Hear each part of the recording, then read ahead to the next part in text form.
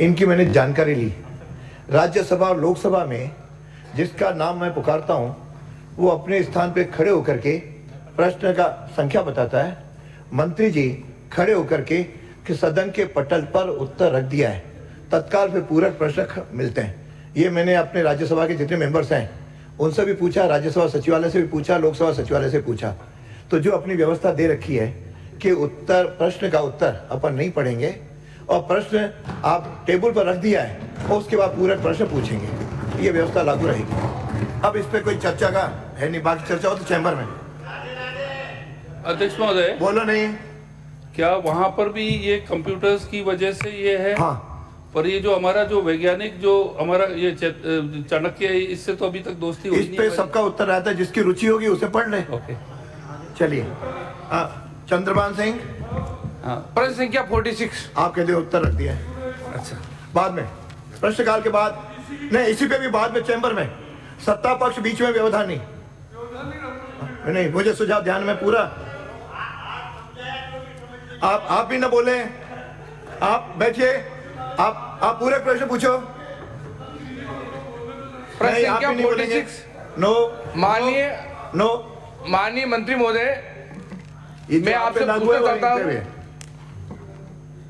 माननीय मंत्री महोदय, मैं आपसे पूछना चाहता हूं, साइबर क्राइम फ्रॉड की प्रार्थी जब चित्तौड़गढ़ के साइबर थाने में जाता है तो उसको यह बताया जाता है कि 2 लाख तक या 2 लाख से ज्यादा का साइबर फ्रॉड आपके साथ हुआ हो तो आप एफआईआर साइबर थाने में दर्ज कराएं।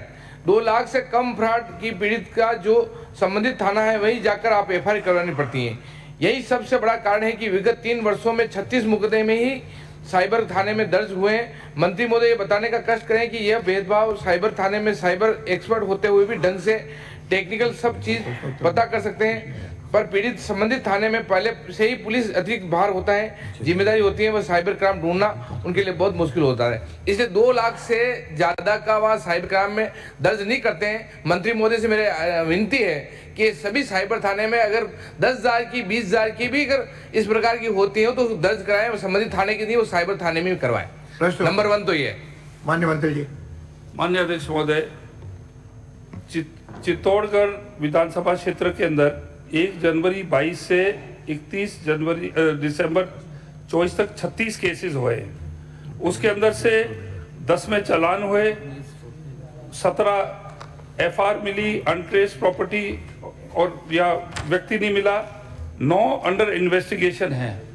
और यहाँ पर 2.70 करोड़ के जो केसेस थे उसमें से 1.82 करोड़ रिकवरी हो गई है, जो मैं सोचता हूँ कि बहुत अच्छी रिकवरी हुई है आपके अंदर। नहीं मंत्री महोदय, मैं तो इतना अर्ज कर रहा हूँ आपसे कि 2 लाख से कम का कोई साइबर क्राइम होता है तो साइबर थाने में एफआईआर दर्ज नहीं करते हैं। तो आप ऐसा यहाँ से एक विधिवत करवाएं मंत्री महोदय, आपके अनुमति से, कि अगर 10,000 की भी अगर साइबर ठग होता है तो वो एफआईआर वहीं साइबर थाने में दर्ज होगी। वो संबंधित थाने में भेजते हैं उसको दर्ज करने के लिए, पर साइबर थाने में वो उस तरह की रिपोर्ट दर्ज नहीं करते हैं।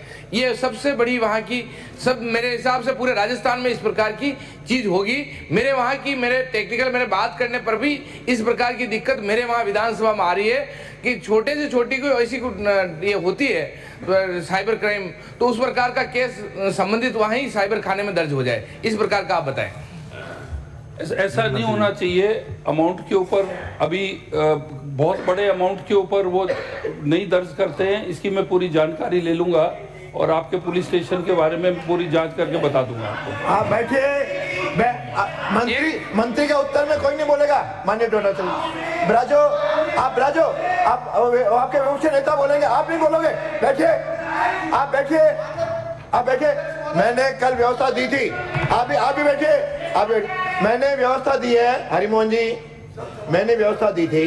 वो पूरे प्रश्न पूछ रहा है, मंत्री जी उत्तर दे रहे हैं, उनका पूरा उत्तर सुनो, उसके 2 पूरे प्रश्न हो जाएं।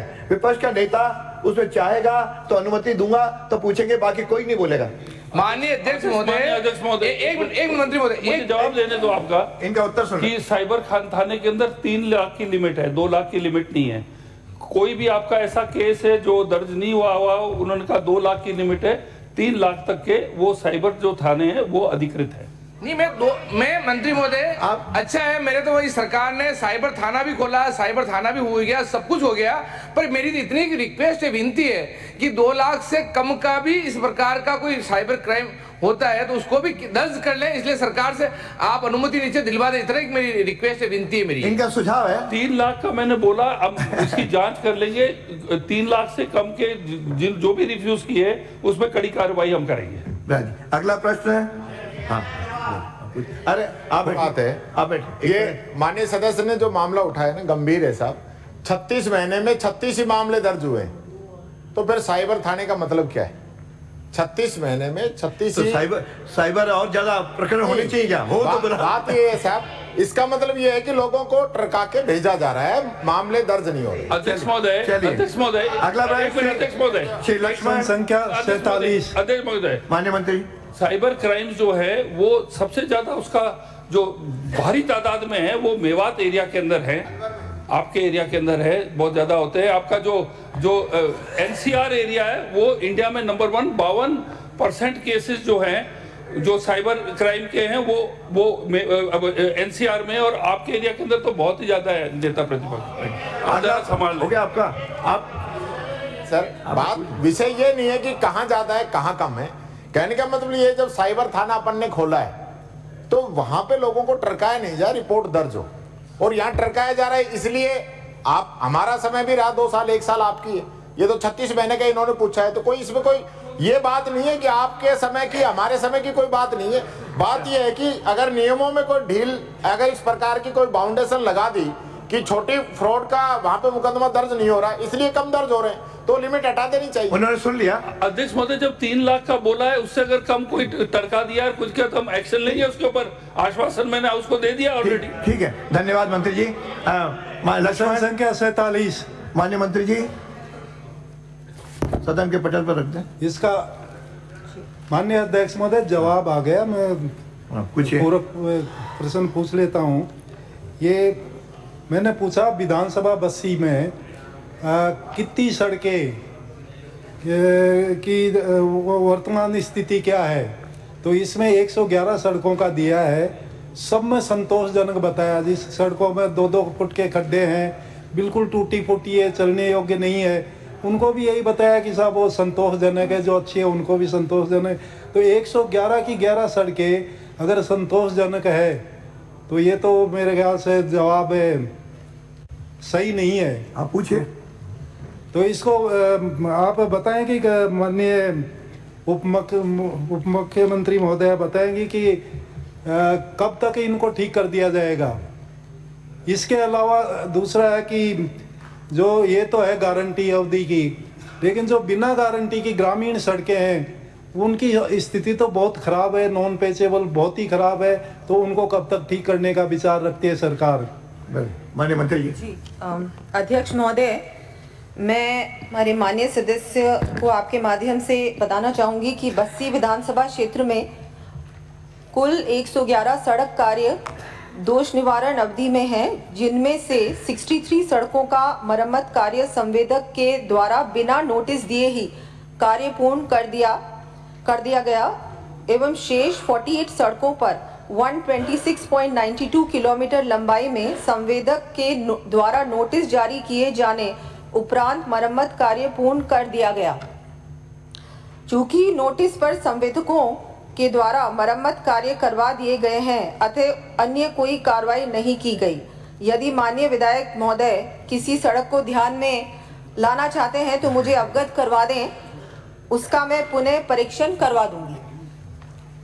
माननीय अध्यक्ष महोदय, माननीय मंत्री जी ने जवाब दिया कि साहब कोई भी ऐसी रोड हो जिसका ध्यान में लाने योग्य, सारी सड़कें खराब है वहाँ की। तो ग्रामीण क्षेत्र की टोटली सड़कें टूटी हुई है, 2-2 फुट के गड्ढे, उनको संतोषजनक बताया। दूसरा आपने बताया कि गारंटी अवधि में जो सड़कें वो सरकार ठीक नहीं कराती, उसको संवेदक कराता। संवेदक को तो सरकारी पैसे देती है, सरकारी के जो इंजीनियर सुपरविजन करते हैं। अगर सरकारी नहीं दे कराएगी तो फिर संवेदक तो कभी ठीक नहीं कराएगा इसका। तो ये जवाब भी संतोषजनक नहीं है वैसे जवाब दिया जवाब देने के नाम से। तो ये बताएं कि ये इनकी जो संवेदक है के द्वारा जो नहीं कराई गई अभी तक ठीक है, उनको कब तक ठीक करवा दिया जाएगा और नॉन पेचेबल को कब तक ठीक करवा दिया जाएगा? अध्यक्ष महोदय, ये सब जो सड़कें हैं डीएलपी पीरियड की, ये पिछली सरकार के समय ही बनवाई गई थी। बहुत दुर्भाग्यपूर्वक स्थिति है सड़कों की, बिल्कुल मैं मानती हूँ। हमारे जो महोदय कह रहे हैं तो ये बिल्कुल सही है, और अगर जितनी भी हैं कॉन्ट्रैक्टर से रिपेयर भी करवा दी गई हैं, और अभी हमने सेवा ऐप भी शुरू किया है पीडब्ल्यूडी विभाग ने, उसके द्वारा भी हमारे अधिकारी समय समय पर ये जितनी भी सड़कें चल रही हैं जो डीएलपी पीरियड में हैं उनकी फोटो सहित वो उस ऐप पे लोड कर रहे हैं। यहाँ जयपुर में हमने डैशबोर्ड बना रखा है और वो रिपेयरिंग बहुत अच्छी तरीके से हो रही है। दुर्भाग्यपूर्वक सड़कों की हालत पिछली सरकार में बहुत ही बेकार थी। गड्ढे मिले हैं हमको आप लोगों से गड्ढे मिले हैं, सड़कें तो मिली ही नहीं, और अब नॉन पैचेबल में पूरी तरह से हम लोग काम करवा रहे हैं। तो अगला प्रश्न, पिछली सरकार में खराब थी तो आप ठीक करवा दो, आपकी सरकार है अब तो। निश्चित रूप से बिल्कुल करेंगे। श्री गोविंद प्रसाद। प्रश्न संख्या 48। माननीय मंत्री जी। मैं माननीय मंत्री जी का जवाब आ चुका है और मैं मंत्री जी के जवाब से संतुष्ट हूँ, परंतु जो भवन बना हुए हैं वो काफ़ी जर्जर है। इसके साथ साथ मैं माननीय मंत्री महोदय से पूछना चाहूँगा कि भवन तो कंप्लीट है, लेकिन कर्मचारियों के आवास हेतु क्या सरकार भवन बनाने का विचार रखती है? माननीय मंत्री जी। अध्यक्ष महोदय, प्रश्न में माननीय सदस्य ने कहा कि हमारे भवन है ही नहीं। ये मूल प्रश्न में उन्होंने ये बताया था, तो मैंने ऐसा कभी केस नहीं देखा। ये सब फोटोएं हमारे पास सब हैं, भवन बन चुका है, टाइमली बन चुका है, और ये कह रहे हैं कि जर्जर हालत में है। तो इसके अंदर जो है 2009 को ये तैयार हुए, और अगर जर्जर हालत में है, अगर हो गया है ये, तो इसकी हम जो है कलेक्टर की कमेटी के साथ बैठाकर और जो भी खामी है उनको दुरुस्त किया जाएगा। ठीक है, अगला प्रश्न है श्री छगन सिंह राजपुरोहित। प्रश्न संख्या 49। माननीय मंत्री जी। माननीय सदन अध्यक्ष के पटल पर महोदय, रख दें, फिर पूरे प्रश्न पूछो। नहीं जवाब देने दो। सीधा ही। ठीक। और से आने वाले माननीय सदस्य ने अपने आउर में स्थित सिविल जज को कर्मोन्नत करने की मांग की है। इनके कर्मोन्नत करने की जो मांग है, वो मांग का आधार तो वाजिब है,